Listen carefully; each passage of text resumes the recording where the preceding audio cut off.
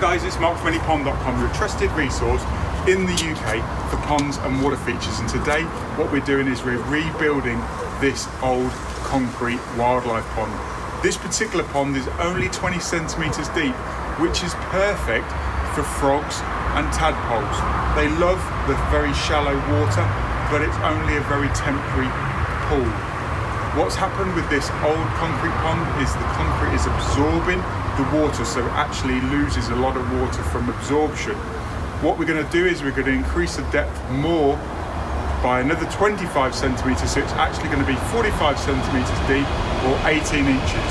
We're going to have an intake bay here that basically sucks the water in off the surface, and we're going to have a big intake bay, so it's not like a big vacuum like in other videos. We're going to have a waterfall filter over there, keeping the water quality absolutely fantastic. We're going to rebuild all of this York stone, natural stone walling, and what we're going to do also is we're going to put some aquatic elements on this side that's going to create a bit of sense of mystery, like mystery waterfalls. So stay tuned for the Any Pond Showcase.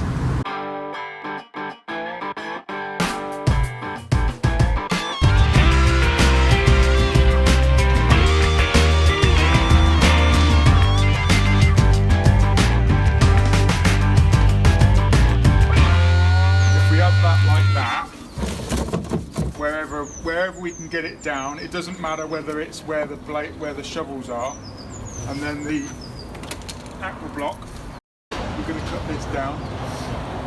You're going to go in 2 foot, see that's deeper than that. Yeah.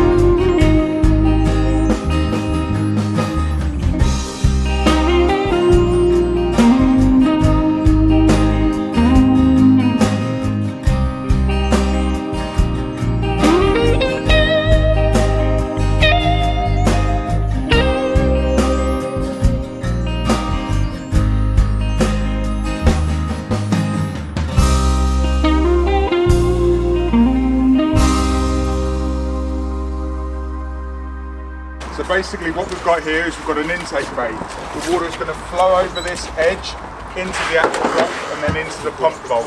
So basically what we've done is we've dug this on the outside of this wall just to stop the water. So the water can't just go in the side, it will basically have to come up and over. The water level is going to be around about here. So you're going to have about 6 inches above the intake bay. We're going to have some mystery waterfalls over here, so I'm going to get creative with a bit of pipe work and plumbing, and then we're going to have the waterfall filter over here.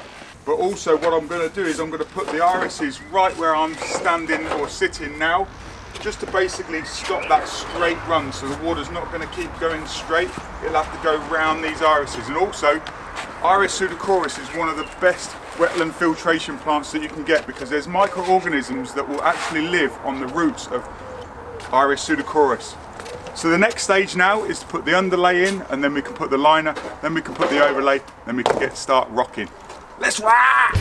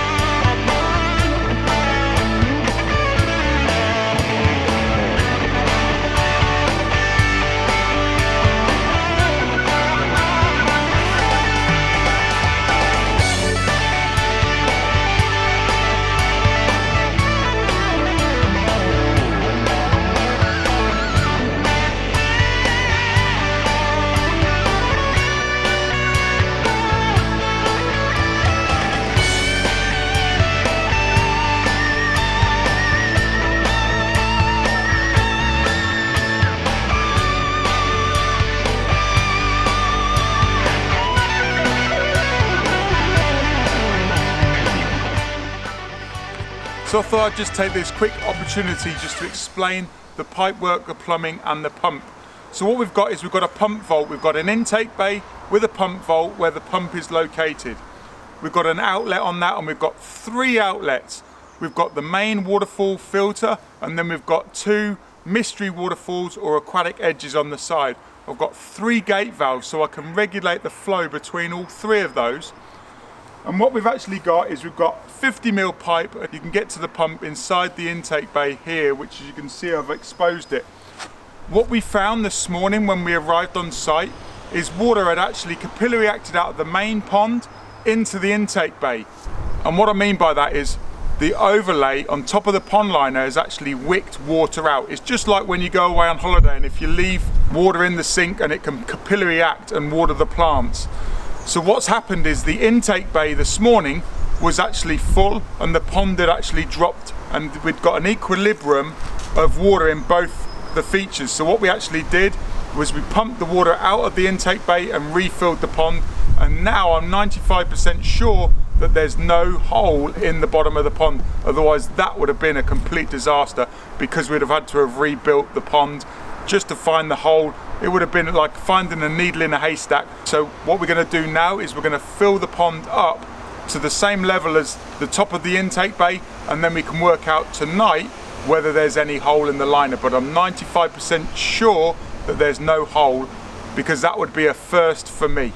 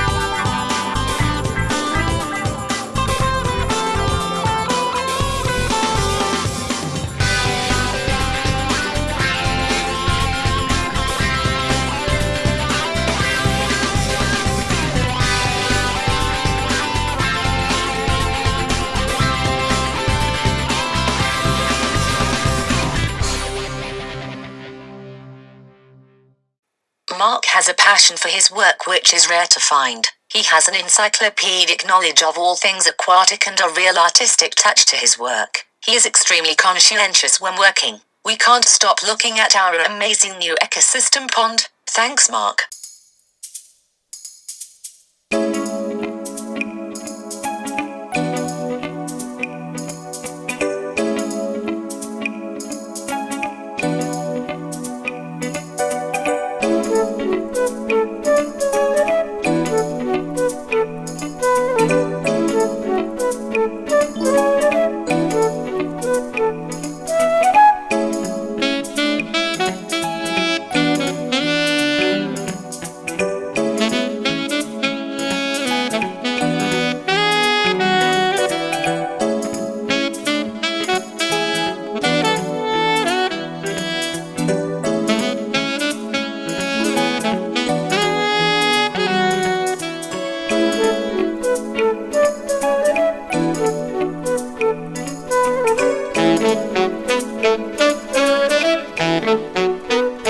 There we go.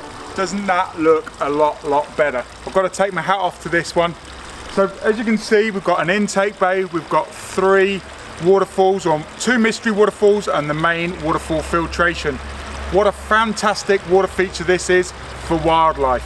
A lot of people would think that there's too many rocks and too much gravel, but we've got a lot of vegetation in here. We've got lots of plants ready for the wildlife, and that will help with the water quality.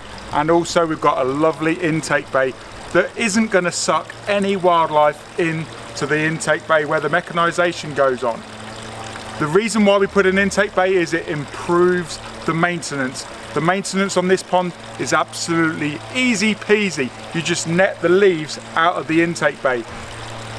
Filtration system only needs cleaning out once a year because there's no massive great big load. There's no big koi in here. It's just a wildlife pond, and providing the homeowner keeps the leaves out, there's not going to be any problem from a maintenance point of view.